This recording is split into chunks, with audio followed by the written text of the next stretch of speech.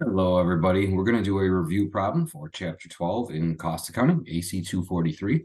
And in this problem, we're going to do a strategic analysis of operating income. This technique gets used when somebody in your company makes a plan that is supposedly supposed to increase your profitability. And what you're going to do is you're going to break down, using all of the inputs, what happened to the change in your operating income to make sure that the operating income did, in fact, change because of your plan.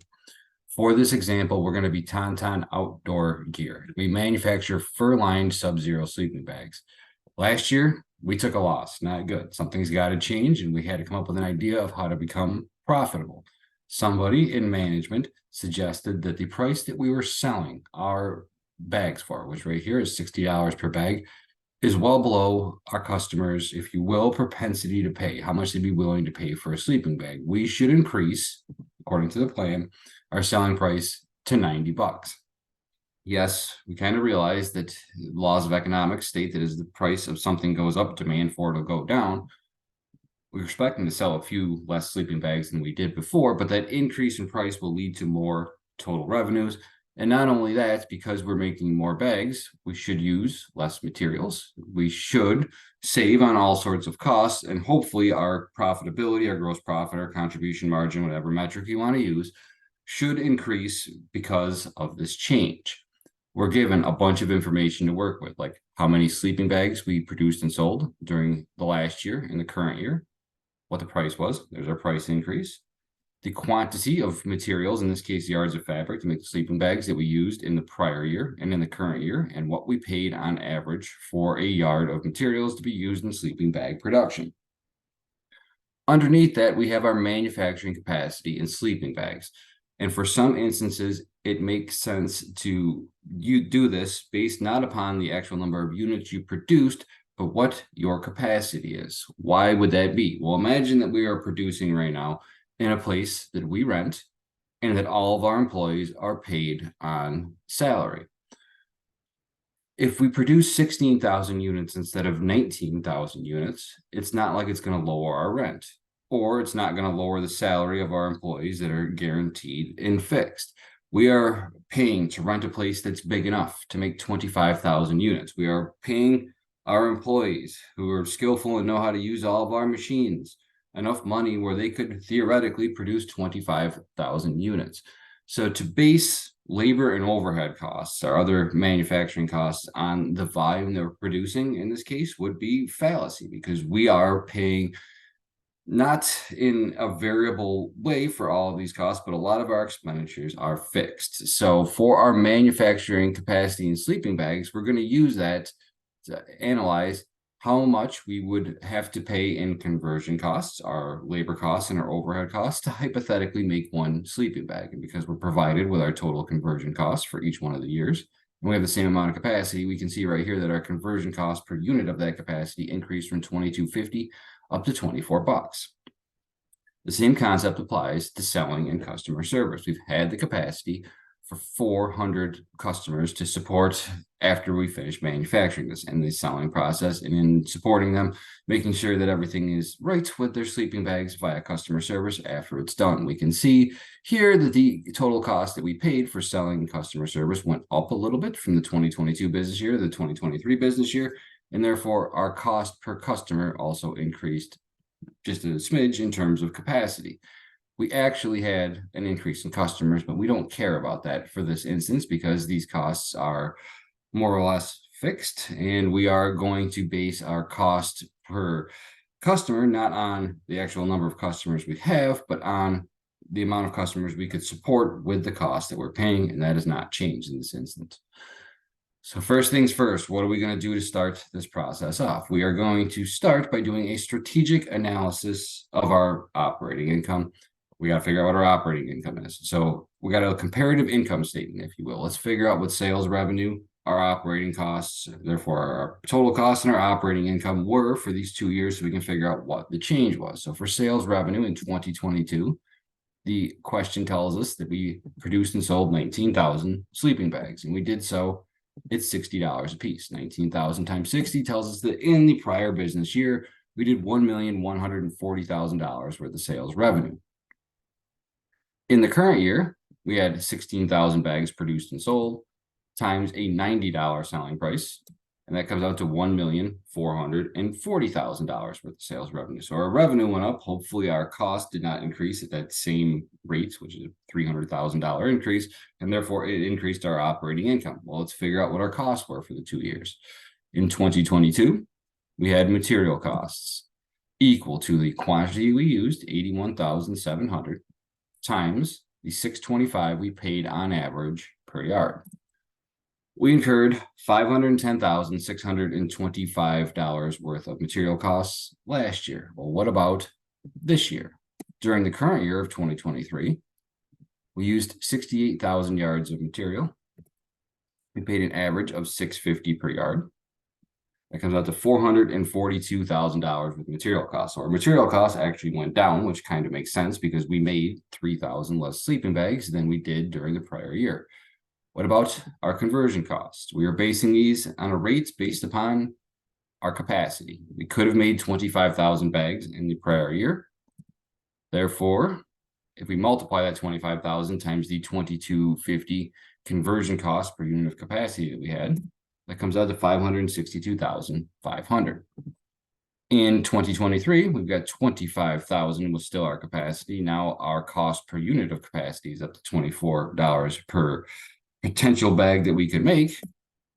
We're up to 587,500. So our manufacturing conversion costs, or labor and our overhead to turn those materials into finished sellable sleeping bags, increased slightly during the current business year. Let's do the same concept with selling and customer costs.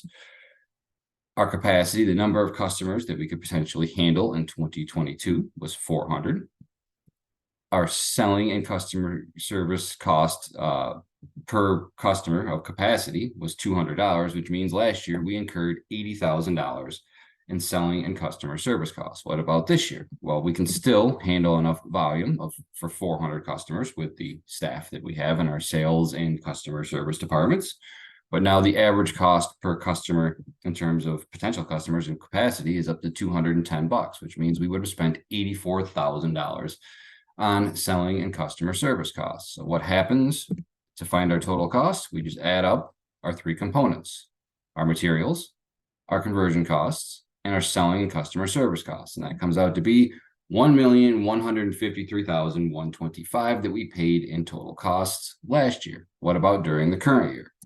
Well, add together those same three cost components: our materials, our conversion costs, and our selling and customer service, and it comes out to $1,113,500. So things are looking good right now, right? Our revenues went up greatly and our costs actually went down. So our operating income should be much higher. Well, how do we find it? We take our sales revenue and subtract out our total costs. Last year, when we made $1,140,000 in revenue and paid $1,153,125 in costs, we lost $13,125. That's the operating loss that this information is talking about. What happened during the current year? We generated $1,440,000 worth of revenues against total costs of $1,113,500. Our operating income for the current year was $326,500. It's a huge increase. It should be good for our company. How much was the increase? Well, we are up to $326,500 from the $13,125 that we lost. The difference between those two numbers is $339,625. That was our increase to operating income during the period. But was it all caused by that decision that we made to increase our price by $30? Well, we're going to have to go and figure that out by breaking our numbers down further into three main categories. We have our growth components, and our growth component is the change in our overall profitability that can be caused by the change in quantity of finished goods that we sold. How did the revenues change? Because we sold a different quantity of units. How did our costs change? Because we did a different quantity of units. Below that, we have a price recovery component, and the price recovery component is going to track how much of our change in operating income is attributable to the cost change, not the quantity that we sold, but the price per unit that we sold, and not the quantity of materials that we used, but the price per input yard, in this case, that we use. So this top part up here, our growth component tracks quantity of sales, price recovery, tracks the cost of the sale or the revenues from the sale, and the cost of producing each and every unit. And then down here, we have our productivity component, and that determines, in this case, what part is attributable not to the quantity made or the price cost that goes into things, but the efficiency. Was our income increased because we got things done faster than we thought we were going to, or are laborers better at converting raw materials into a finished good, or are selling and customer service people more efficient, where they're able to do more sales and support more customers in less time? So if we take and add together our three different components over here, we should get our total amount of change that we had in operating income. Let's start with step one. We're going to figure out what is the cost effect of our growth. The first thing we have is our actual number of units sold in the current year. Let's go back to our information provided on the last tab. We actually sold 16,000 sleeping bags during 2023. What about last year? Well, in the prior year, the actual number of units sold, going back to our information, was 19,000. What was our selling price in the prior year? Our selling price in the prior year, according to our information, was $60. And so we sold that before we greatly decided to increase the price of our sleeping bags. And as you can see from the parentheses here, the formula that you have is it's equal to the difference between the first two numbers, put those in parentheses, multiplied by the third number. And I'm coming up with negative $180,000. What does that mean? Don't overthink it. If we sold 3,000 less units during the current year than we did in the prior year, and we continued to sell at $60 per unit, it would have decreased our overall revenues. So in this case, we don't have growth, we have anti-growth. And if we continue to sell at that price, we would have seen a significant decrease in our overall revenues had our sales volume decreased, but we continue to sell at the same level of cost, same price, if you will. Next up, we have the cost effect of our direct material growth. The first thing that we need right now is to figure out what our current year direct material inputs adjusted to prior year is. What is that? We are going to figure out in this instance what we did.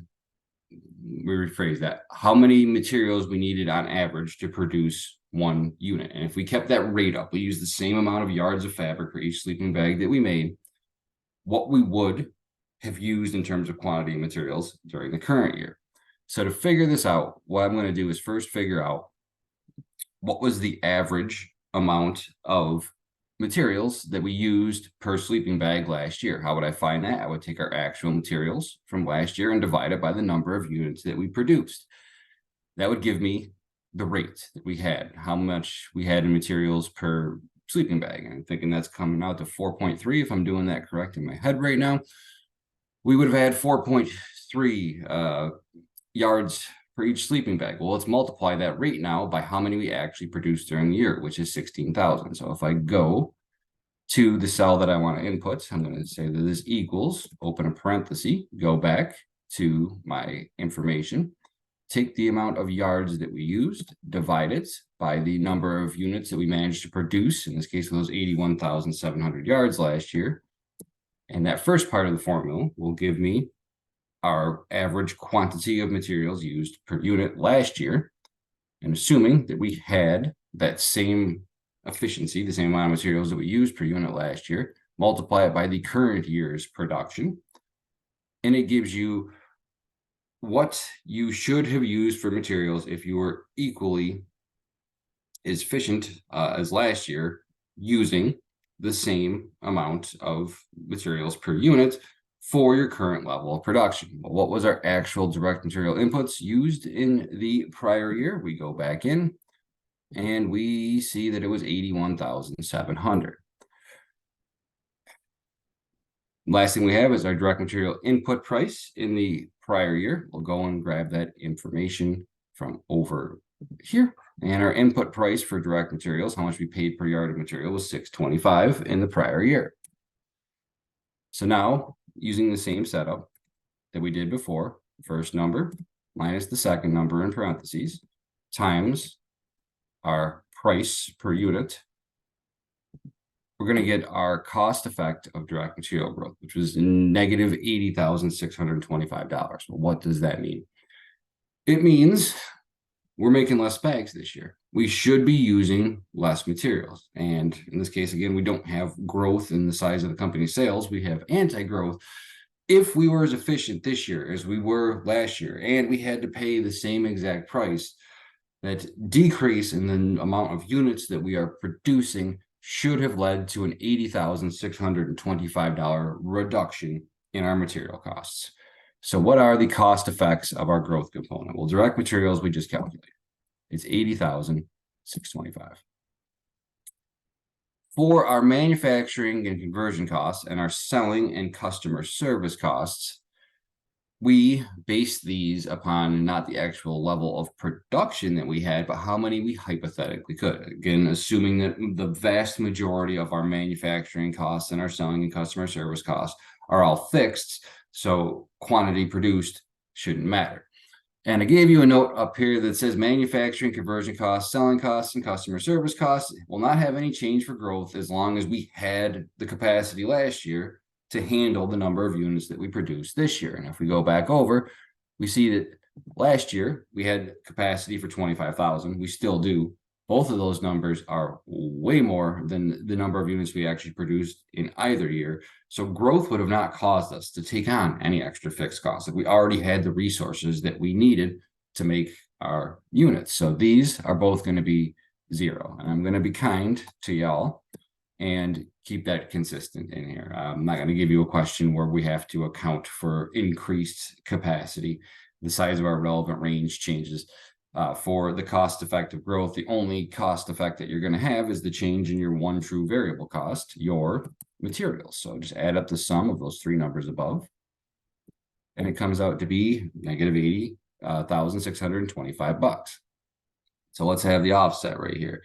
We've got our revenue effective growth. We already calculated it's a decrease of 180 grand.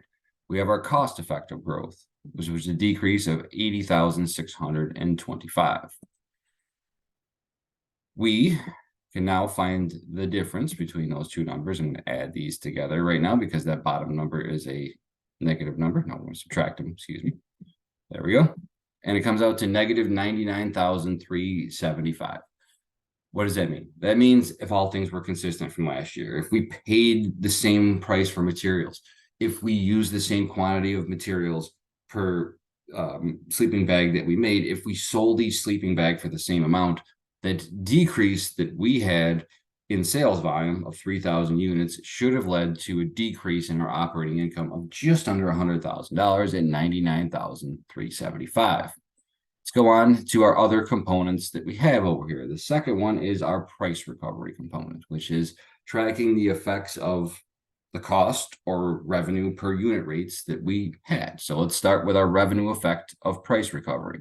What was our selling price during the current year? Back to our information, it tells us that we're selling for $90 per sleeping bag during the current year. That was way more than it was last year, because going back to our information, our selling price in the prior year was $60. So we increased our price by $30. Well, how many units did we actually sell during the current year? We have that. That is 16,000.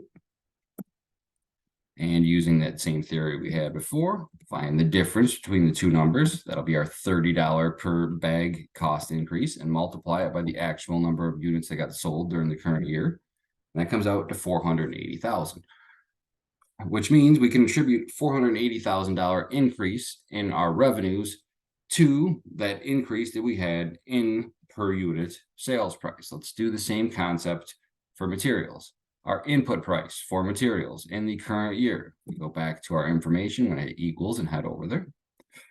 We find that during the current year, we paid on average $6.50 per yard of material.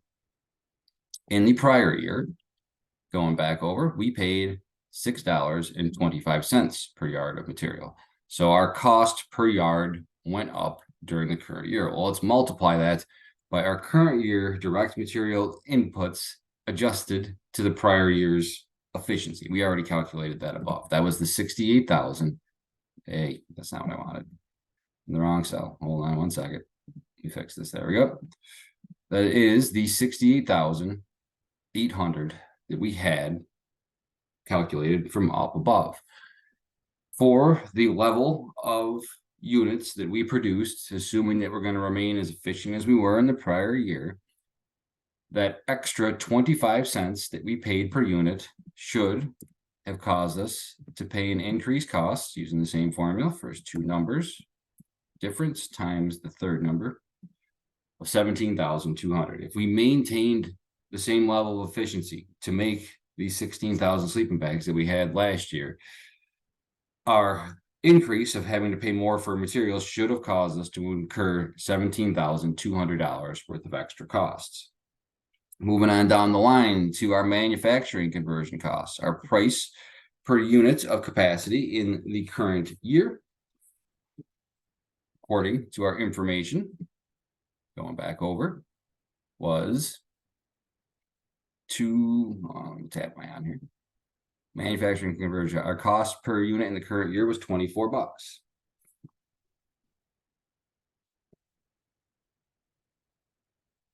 Nope, it's $23.50. I didn't have this rounded off. Sorry about that. Let me fix that situation. There we go. So we had an increase in conversion cost of $1 during the year. Our price per unit of capacity in the prior year was $22.50 right here. Our actual units of capacity in the prior year, in this case, in both years, was 25,000. So what is our cost effect of price recovery? Difference between the first two numbers multiplied by the third number. We come up with $25,000. So that $1 increase in our conversion cost per unit of capacity, and we have 25,000 units of capacity for both years, should have caused us to have to pay $25,000 more in conversion costs during this current year. Selling and customer service costs. Let's go with the same steps that we've got over here. For selling and customer service costs, we have a rate of $210 during the current year. In the prior year, it was $200. So we paid $10 more per each customer that we could theoretically handle in our selling and customer service department. Well, let's multiply that by the actual capacity that we had in the prior year, the actual number of units or customers that we could have serviced, and that is 400. Prior year, it's going to be the same number no matter which one we take. Let's follow those same steps. Take the difference between the first two numbers, multiply it by the third number, and that comes out to $4,000. So that increase in the cost that we had to pay for selling, could be our advertising costs, whatever, for customer service, wages, salaries of our employees that work in customer service went up. Something went up in this case, and it cost us to pay $4,000 more for those elements of our business during the current year than they would have during the prior year. So what is our cost effect of price recovery? Well, if we go through, we see that our materials increase in price caused us to pay an extra $17,200. Our conversion costs increase in price caused us to pay an extra $25,000. And our selling and customer service increase in our cost caused us to pay an extra $4,000. So all in all, the changes of our prices during the year caused Tauntaun Outdoor to pay an extra $46,200 during the year. Well, what was our revenue effect? 480 grand. We said that $30 per bag increase led us to generating $480,000 worth of extra revenues based upon the number of units we sold during the year. And during the current year, we also had to pay $46,200 more because our inputs cost went up during the period. So overall, what did this do to our operating income? Well, our revenue increase from a change in price greatly exceeded our cost increase from changes in prices, and it led to us earning $433,800 more in operating income. So we got two elements of our change to our operating income down. Now we've got the element for productivity. And first things first, the productivity component for revenues is always a big fat zero. Has to be. Doesn't matter how productive you are, it shouldn't change your stated selling price. So whenever you're doing these calculations for productivity, you're just assuming that any change that you have in your operating income all has to come from costs. There's no way that you can go to Walmart after you've sold them these sleeping bags and have them sell for you and be like, hey, our workers were super inefficient during the period. Can we retroactively change the price that you paid to acquire these from us? They're going to say no to you. That's not the way things work. So the productivity component for revenues always has to be zero. For material costs, we want our actual direct material units that we used during the current year. We're going to go back over here and we're going to find that we actually used 68,000 yards of materials during the current year. We're going to take our current year's inputs adjusted to the prior year, essentially what we should have used if we were equally efficient using our materials during the period. We've already used this number a couple of times. I'm going to go up until I find it right here, 68,800. And then we multiply it by our input price during the current year. And during this year, we paid $6.50 on average for a yard of materials. So the cost effect of our productivity, take the first two numbers. Oops, sorry about that. Take the first two numbers, find the difference between them, and then multiply that difference by the third number. We come up with 5,200. As we can see here, we actually used less yards of materials this year than we should have had we continued to be productive at last year's efficiency rate. We got more efficient during the year, and because we're more efficient with material use, we have to buy less materials, which means that an increase in efficiency and productivity that we had saved us $5,200 in costs we would have had to pay. What about our manufacturing conversion costs and our selling and customer service costs? Well, this is going to be real easy. It's units of capacity. Again, we're assuming that our costs are not going to change greatly with volume because the vast majority of them are fixed. So what was our capacity in the current year? Well, if we go to our interest info over here, it was 25,000 during the current year, but it was also in the prior year still 25,000. That's how many bags we could have made. Our price per unit of capacity in the current year, how much we paid for those conversion costs on average for each sleeping bag we hypothetically could have made, was $23.50, but it doesn't matter. And I'm telling you, it doesn't matter because the first thing that we do is we find the difference between the first two numbers, which is going to be zero. And then we multiply that by the $23.50 price per unit of capacity, and we come out with zero, because anything multiplied by zero is zero.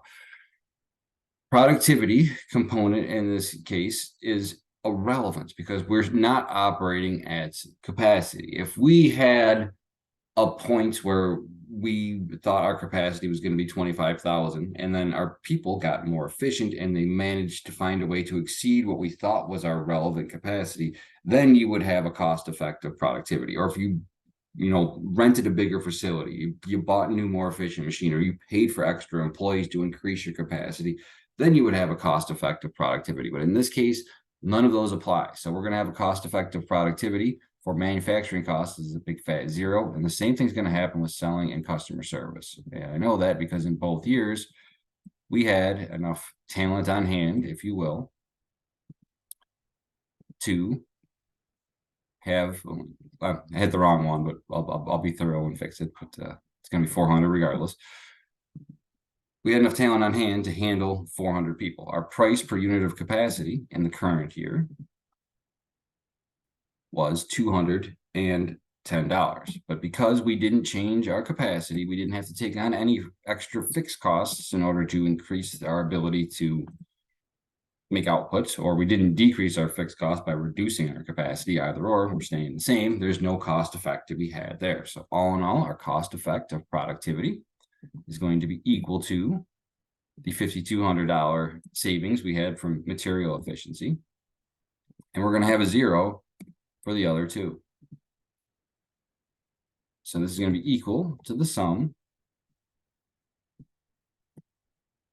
of all that. And our change in operating income due to productivity was a decrease of $5,200 in our costs because we got more productive with our materials.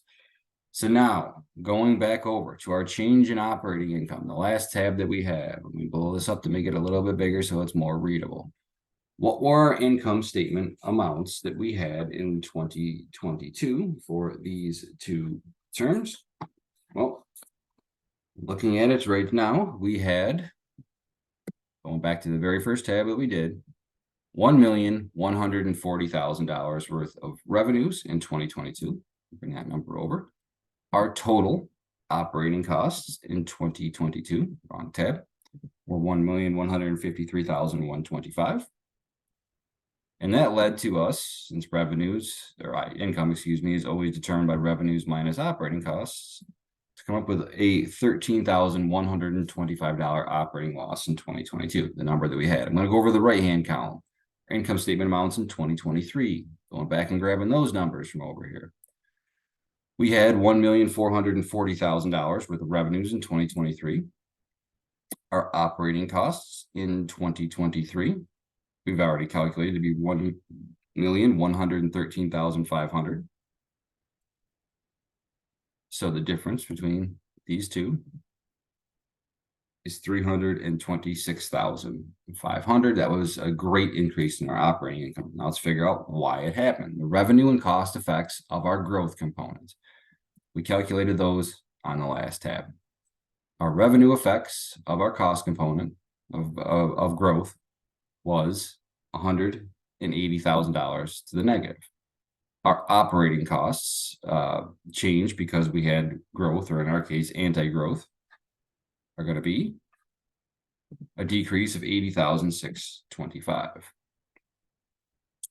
And all in all, subtracting out those two, comes to that $99,375 decrease to our operating income. We didn't grow.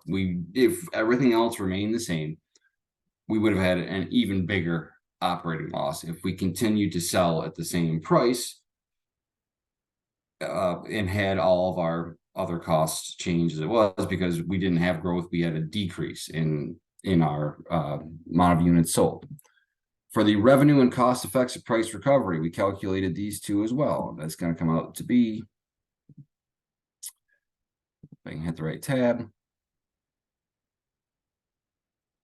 a $480,000 increase that we had from the revenue effects of price recovery, the increase that we had in our selling price. We had an increase to operating costs, going back over to that same chart, of $46,200, because we had an increase to the rates that we pay for our materials and et cetera during the period. But that huge increase that we had to revenues, offset by a relatively minimal increase that we had in our operating costs during the period, led to a massive spike in our operating income of $433,800. Our cost effect of the productivity component for revenues, as we said back over here, is always going to be 0. So I'm just going to go and type that guy in. There we go.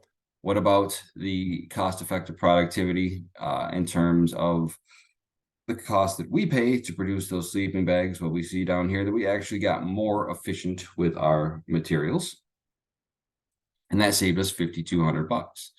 So no change in revenue, but $5,200 in savings from increased efficiency should have resulted in operating income increasing by $5,200.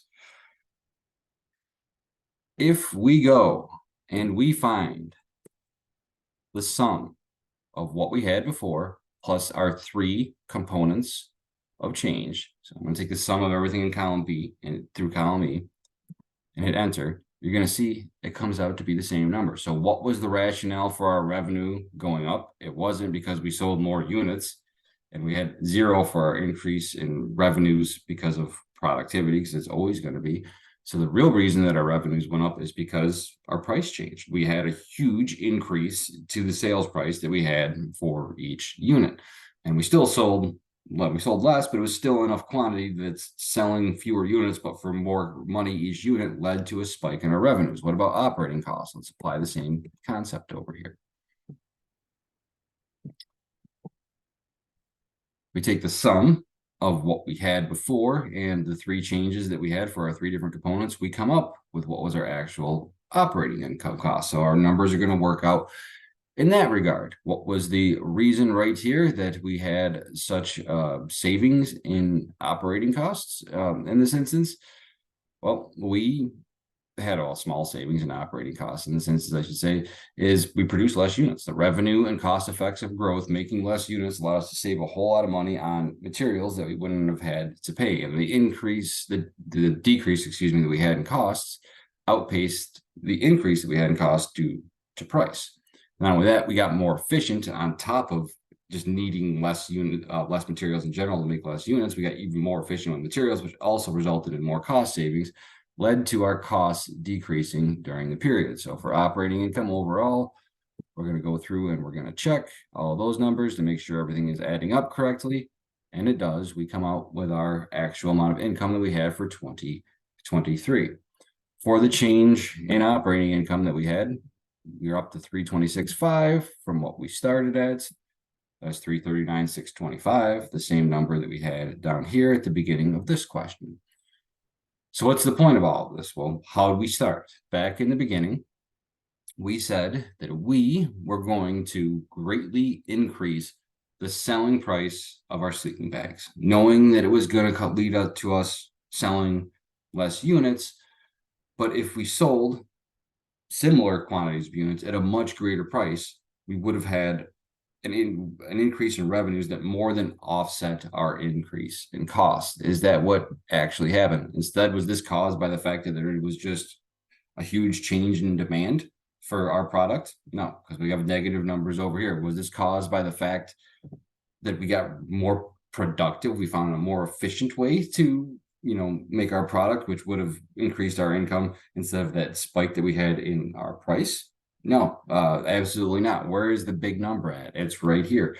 That change that we had in our selling price most definitely increased our overall operating income by more than either of those other two things. So we calculated the numbers. We had a really good increase in operating income, but we wanted to validate it by making sure that it increased for the reasons that we set forth in our operating plan, that we were going to create a greater margin on each unit sold by having so much more revenue. And then we went and checked to make sure there wasn't something on the outside that was distorting it. Like all of a sudden everybody decided to love camping and they just started buying even more sleeping bags than we had any reasonable way to think that they were going to buy, or some kind of efficiency change that managed to save us a whole amount of money. Did either of those things distort our numbers? Absolutely not. The reason that we set forth in the plan to create more margin per unit is absolutely the reason that our operating income went up so much during the period.